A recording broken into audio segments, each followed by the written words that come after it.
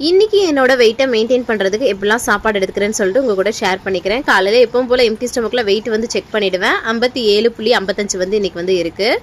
அதுக்கப்புறமா பார்த்தீங்கன்னா warm water மட்டும் தான் எம்டி ஸ்டமக்கில் வந்து இன்றைக்கி வந்து குடித்தேன். காலைல பிரேக்ஃபாஸ்ட்டுக்கு இந்த ஃப்ரூட் அண்ட் நட்ஸ் போட்ட கெலாக்ஸ் முசோலி இது வந்து சாப்பிட்டேன். இது ரொம்ப சூப்பராக இருக்கும். இதை வந்து பாலில் மிக்ஸ் பண்ணியும் சாப்பிட்லாம். நான் வந்து சுடுதண்ணியில் ஊற்றி சாப்பிட்ருவேன். அதில் வந்து அதில் ஃப்ரூட்ஸ்லாம் அதெல்லாம் போட்டிருப்பாங்க. ரொம்ப வந்து பார்த்திங்கன்னா ஃபைபர் ப்ரோட்டீன் எல்லாமே வந்து இருக்கும். நல்லா டேஸ்டியாகவும் இருக்கும். செம்மையாக நல்லா ஸ்டமக் ஃபில்லிங்காகவும் இருக்கும். காலைல பிரேக்ஃபாஸ்ட் எடுத்துக்கிட்டால் ரொம்பவே நல்லது. மதியம் லஞ்சுக்கு வந்து பார்த்திங்கன்னா சாதம், சாம்பார், உருளைக்கிழங்கு பொரியல், அப்பளம் வச்சு சாப்பிட்டேன்.